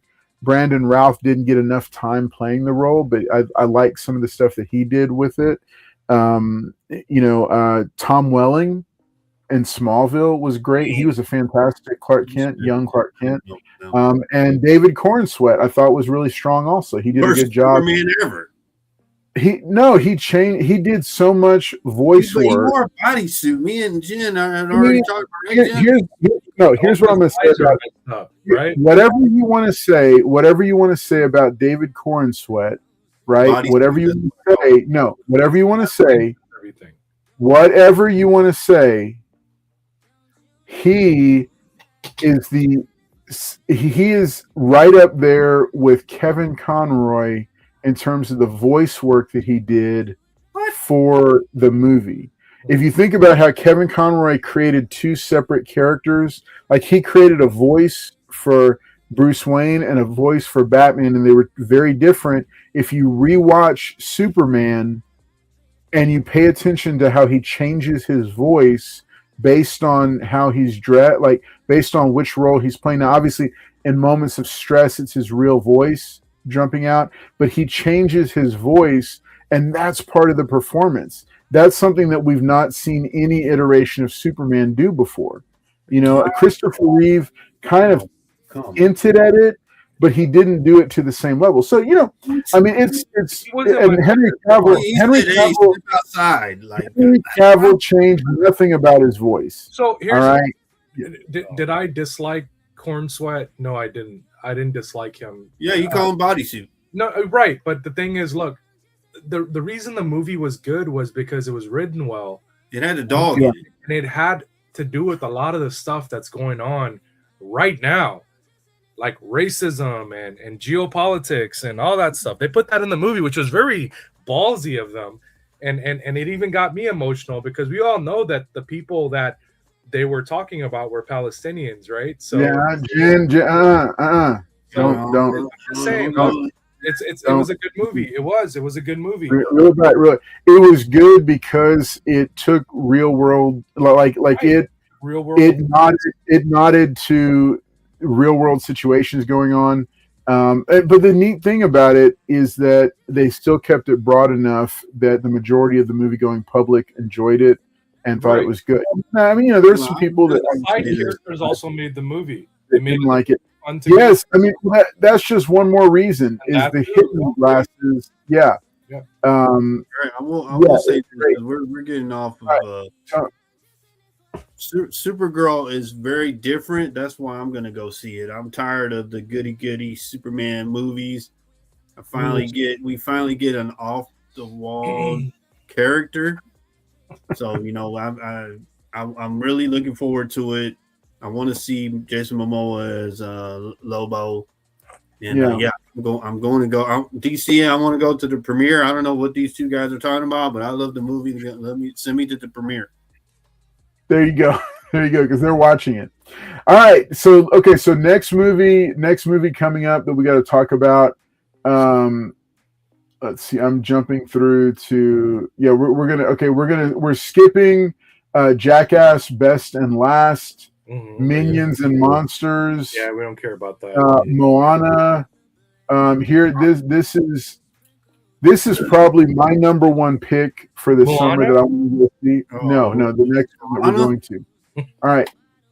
The Odyssey drops on July 17th from director Christopher Nolan, starring Matt Damon, Zendaya, Tom Holland, Anne Hathaway, a whole bunch of other major faces. I loved Troy, starring Brad Pitt, but directed by Wolfgang Peterson. It was a retelling of the Iliad. The sequel to it by Homer was the Odyssey, which tells the story of Odysseus making his way back home after the Trojan War. I don't know what they've done with the source material, but I am very much looking forward to watching it and experiencing it and seeing, does it hold up? Do I think it's a good, solid adaptation? Obviously, they're going to take some stylistic changes and make some creative decisions that, just for creativity. But I don't know. I'm interested in seeing it myself. But let's see what the panel says. All right, so we're going to do thumbs up, thumbs down, or I don't care is the sideways thumbs. All right, here we go. We're going to reveal in 3, 2, 1. Let's see what you got. All right. There you go. I do not care about that movie. Right. I don't care.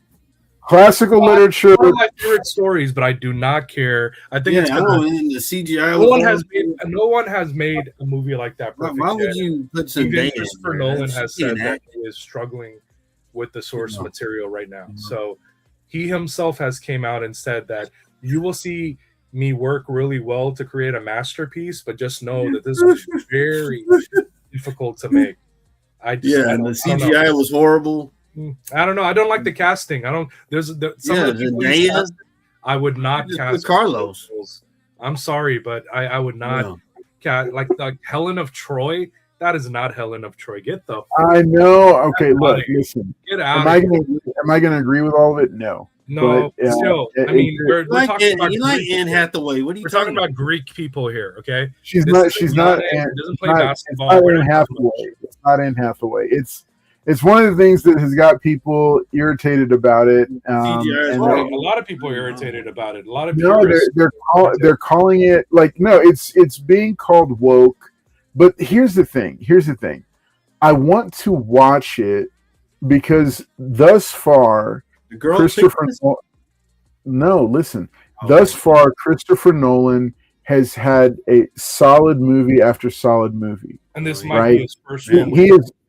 No, I'm concerned, Jen. I'm not saying I'm not concerned because this could be. Hans Zimmer's not even attached to it, and Hans Zimmer loves good old. No, this could be his first and biggest failure, right? Right. Tenet was a little bit shaky. Yes, it was.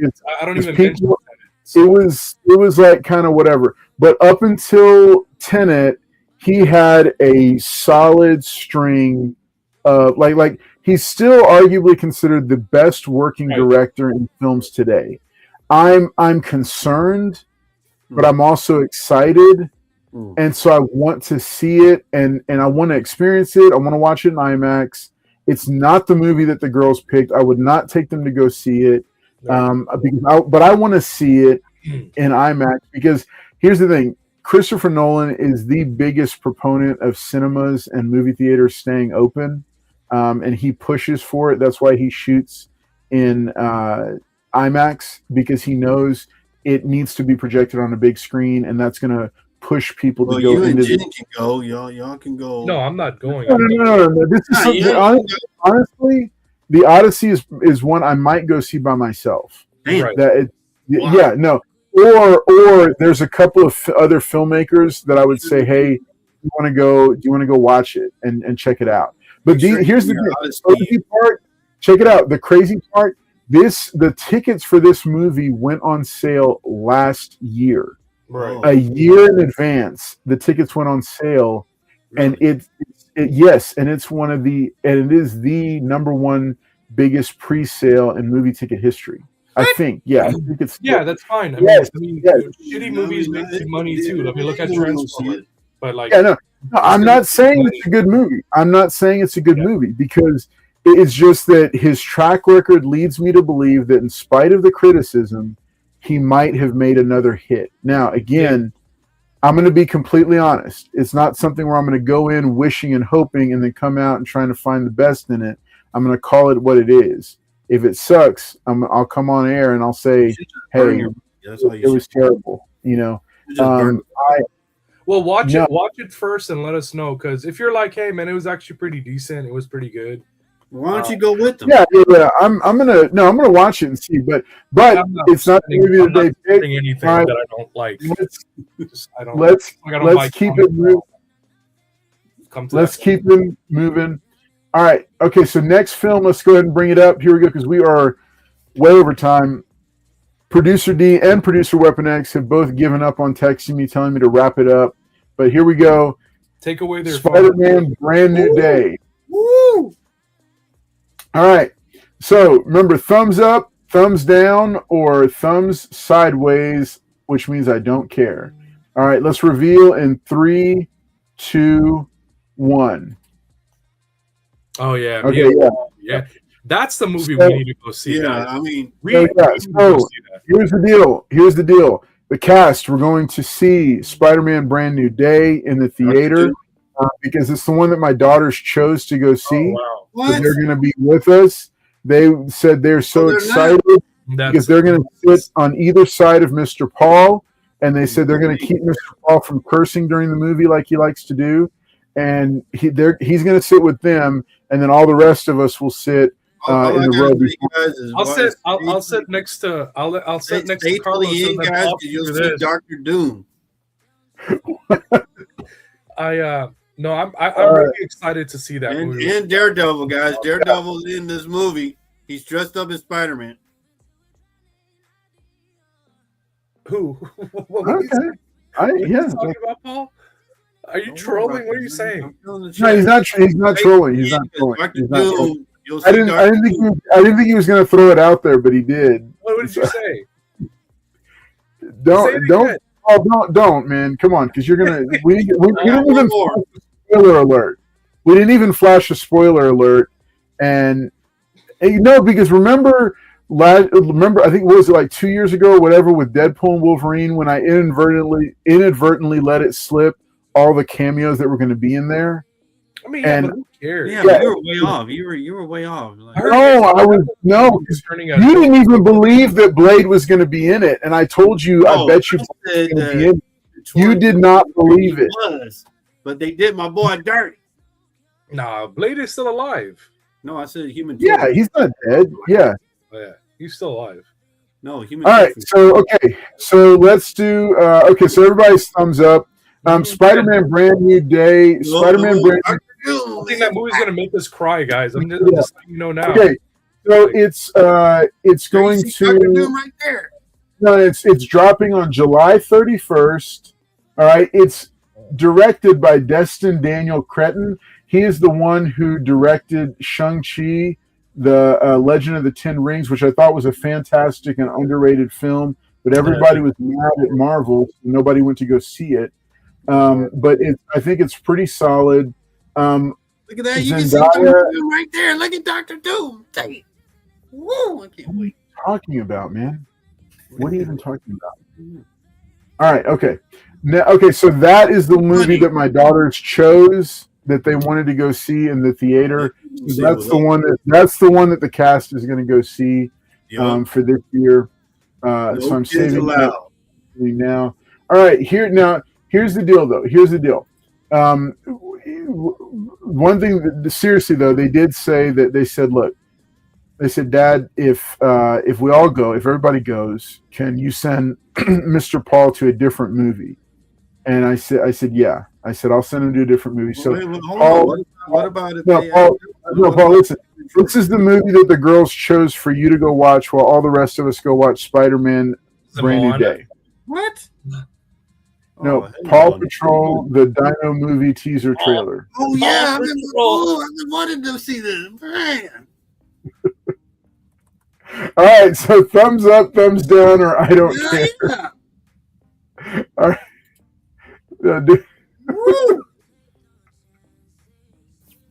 That's it. Paw Patrol. There you go. Paw Patrol. It ain't Paw Patrol. Paw Patrol. All right. No. Okay. So let's see. I think we got through all of them. Yeah, those are all the ones that because that takes us all the way through the end of the summer. There's a new Insidious movie. Clayface drops in September, but that's not a summer movie. If you haven't seen the trailer for Clayface, I highly recommend watching it because a mainstream superhero universe presenting a true horror film. This looks really good. Yeah, wait a second. Wait. Clayface. I think. What you gotta do is, guys, is watch the Batman Absolutely animated fucked up. series. Yeah, I think I'm gonna go watch Clayface, especially with what he said about Clayface being the movie that's going to be chronologically set as the #1 movie, and rumors are that that's where they're going to introduce Batman. I can see that. I can see that. Like they're going to introduce him at the end of Batman? Well, the one for the DCU or something. Yeah, like the one that's supposed to be. Don't we got Corn Sweat as Batman? No. Here's the deal about remember, Clayface is not set in the Matt Reeves universe where Batman and Penguin are. Clayface is set in the main DC universe. So Corn Sweat, who's Batman? Remember, no, they haven't announced yet. From what I'm noticing, Batman in they're the taking Matt ideas Reeves from like the animated universe, right? Like the animated series. When they beat him up and they slash his face and leave him to die, and then all that stuff, right? They're doing a lot of the things that on the animated series. they're not doing frame for frame. I'm like, wow, they actually took ideas from that. And the other thing that I'm noticing is they may be making that story where they try to frame Bruce Wayne. Remember, Clayface can turn into any person. Oh, yeah. It would be smart for Batman to show up at the end and be like, hey, like, it took a while for us to get to you, or like, who's us? And then you find out that Batman has already been there. He's just like Superman. Batman has already been established. He's just doing his own thing. I'm excited. I've heard the guy from the movie Drop. It was a movie called Drop that came out, and there was a movie called Housemaid. The main actor that's playing the roles in those movies is being looked at right now, and I am a big fan of that. Like, if they can get him to be Batman, I think he'll knock it out of the park. What movie is it called? The Drop? It's called The Drop. It was on Netflix, and he was also on that show. Wait, from 2014? It came out like last year. It's called Drop, like as in you airdrop like messages to people. It came out in 2025. Okay. Oh, so this is Skellner, I think. Skellner. Oh, yes. Yeah. No, he was in Yellowstone, right? Like the spinoff show, like the thing. I don't know if it was a prequel or a sequel because I didn't watch the spinoff, but my mom is a huge fan of like the Yellowstone like franchise, and she was like, "That guy's really handsome. Like, if they're gonna make him Batman," and I'm like, I can see him as Batman. And even in the Drop movie, when the girl is getting harassed. I also don't want to give you guys spoilers. Yeah, so you shave him, and there's pictures of him in an actual tuck, like a suit and tie, and you can actually see him. And I think he'll those are not like Batman. Looks kind of like a young Christian Bale, sort of. I guess that's probably the look that they're going for. Was he on a drug? Yeah, they're probably gonna go for like a with Hollywood, they're always going to choose people that have a certain look for the character. If they pick this guy as Batman, not going to choose John Hamm. They're not going to choose Alan Richardson, or if they are, because those guys are not right for the role. I mean, I could he would not be my first choice, but I could definitely see him. I can see him as Batman, though. I can see him. He's not my first choice, but he's definitely like I can see him as Batman. I can see Alan Richardson as Hawkman if they were to. Yeah. I could see that. I could absolutely see that. But I don't. I mean, I don't see him. I don't see Alan Rich. I never saw Alan Richardson as Batman. Brandon Sklenar, I think they're looking for somebody that they can get cheaply because they have to put him in so many movies. Right. And the problem they keep running into is that the problem they run into is that I call it the Robert Downey Jr. problem. But to bring him back for Endgame and Infinity War. I mean, it was like $50 million a film. Yeah, I mean, it's crazy. You can make a whole decent film for that price. Right. Give them like a 6 to 8 film contract. Give them a contract. But they have to be starting with somebody like Corn Sweat, who is new enough that he's willing to do it for. Because Corn Sweat only got. I think they did a favored nations deal with him and Brosnahan. They each got, I think it was either $500,000 or $750,000 for Superman, and they Right. got the same price. And then Nicholas Hoult he might have gotten as much as 750,000, but he probably got as much as $1 million for it.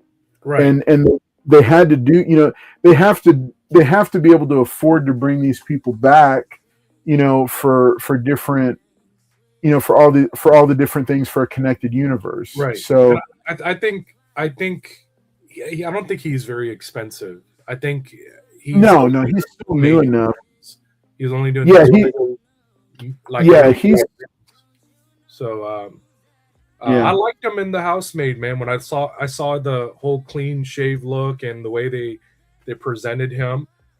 He doesn't look anything like this though. Like this picture is just terrible. But How you naturally look. if you actually look up pictures of him on, I guess, Google Images, and you'll see there's people that have placed him in like a Batman suit, and they've put him in like a gray and blue suit and all different suits. Plastic surgery or something? And no, he's not a small guy, man.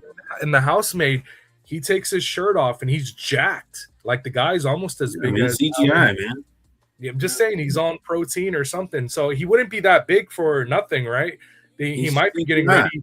He probably knows something that this panel doesn't know and what the chat doesn't know. What?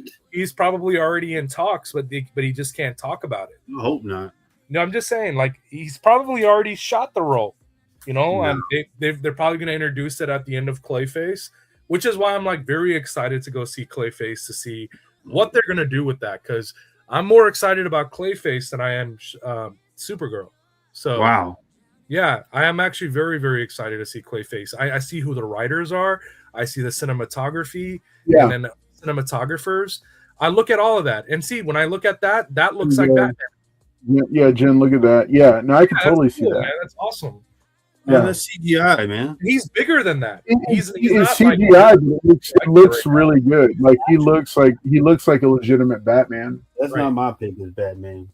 Well, I mean, you got to go watch the movie Drop, and the scene where he dives and he catches her before she falls, and he's like, "Hold on to my hand," and I'm like, "Come on, give me your hand," and he's like doing all that thing. I was like, dude, this guy could be Batman. Like, and then I looked him up and I go, they're looking at him as Batman, and I'm like, oh, that's cool. So this is last year, man. I've been on the train, man.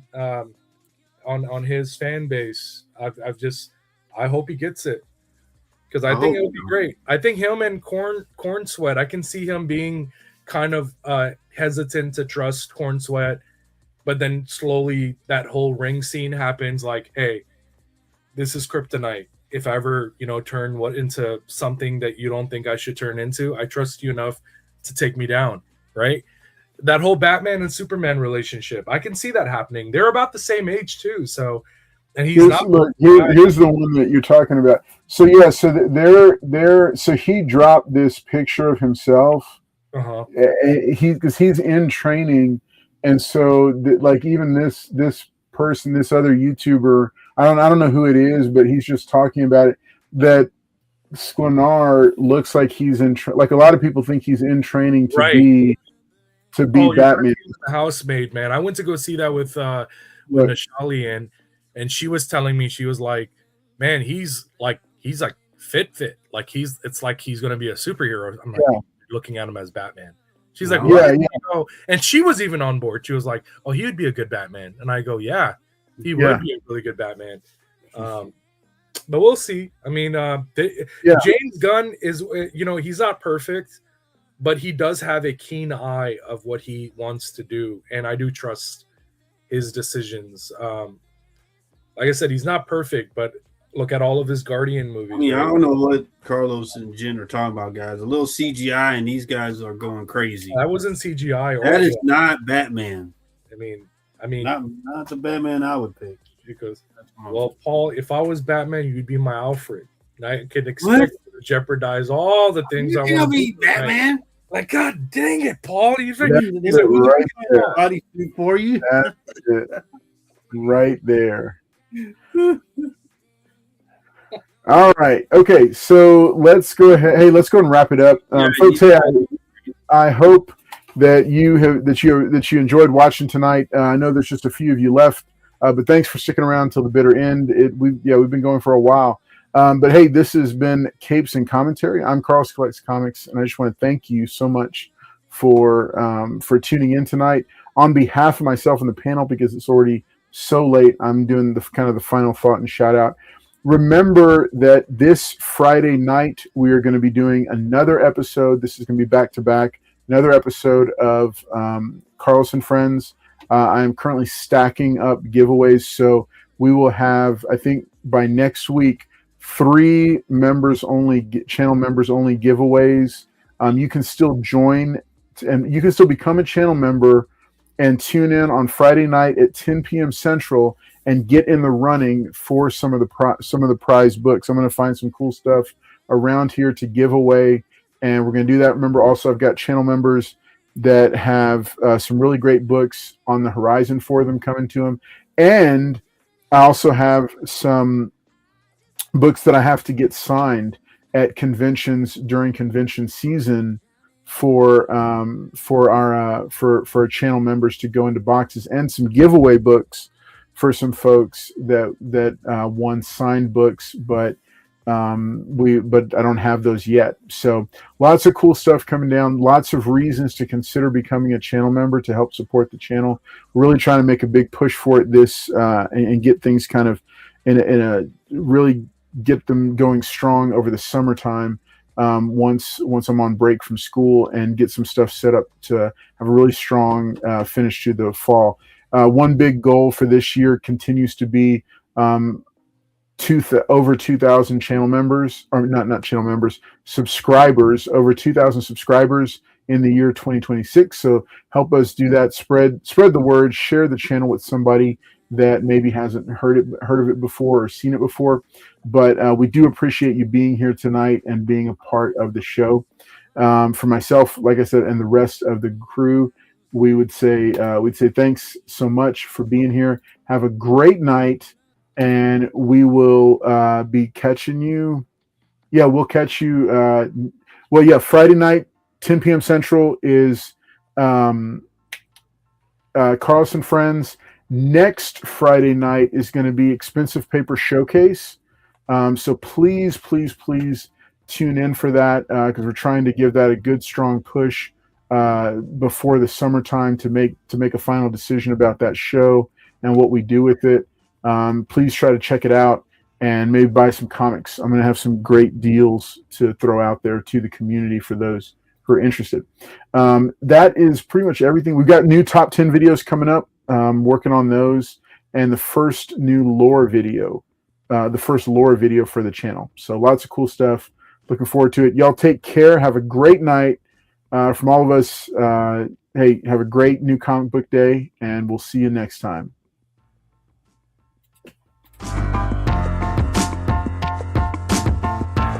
Woo.